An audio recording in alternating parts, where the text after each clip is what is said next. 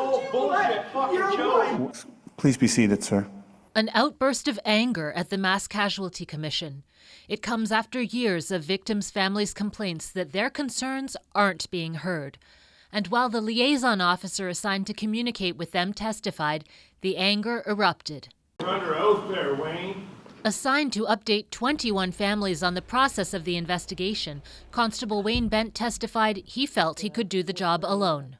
I built very good relationships with these people, with all these families.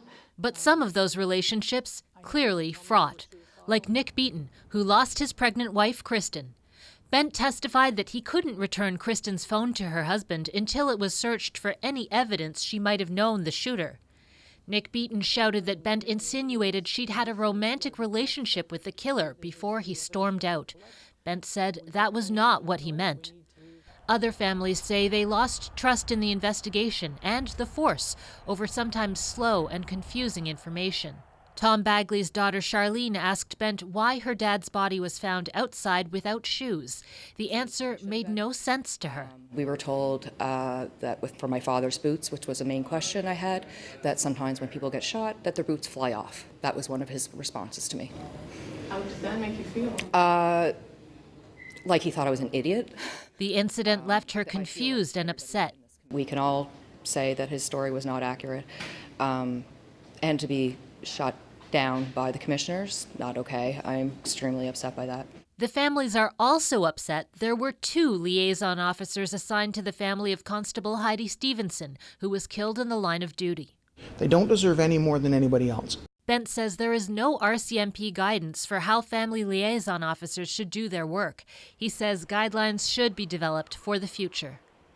Okay, so Shayna, there was more criticism of how the RCMP communicated with the media and the public, released by the MCC today in a report. And it said that the RCMP intentionally held back key details. What can you tell us about that? Well, that's right. The public inquiry looked at the difference between what the RCMP knew and what they said in press conferences in the days and months after the killings. For example, in the very first press conference, Chief Superintendent Chris Leather said at least 10 people were dead, but he told reporters he didn't know exactly how many. We now know that about an hour before that press conference, RCMP believed there were at least 17 victims. But because they had to settle on a number with enough time to get it translated into French, they decided to release the number 10 and plan to update it later. Andrew? Okay, Shayna Luck, thank you very much. Now, details in that report also caused a firestorm on Parliament Hill today, leading to the opposition accusing the government of using the massacre to push a political agenda. Catherine Tunney joins us now from Ottawa. So, Catherine, can you take us through the story?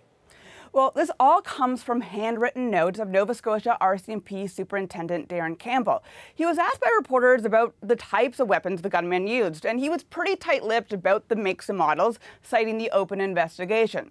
According to his notes, that didn't go over well with RCMP headquarters. He wrote that at a meeting, Commissioner Brenda Lucki was upset that the RCMP in Nova Scotia was not revealing more information about the weapons. And he wrote that some in the room were reduced to tears over the, quote, belittling reprimand. And Campbell wrote Lucki had promised then Public Safety Minister Bill Blair and the Prime Minister's office that the RCMP would release more information. And Campbell said the promise was tied to pending gun control legislation, leading to dramatic moments in the House of Commons today.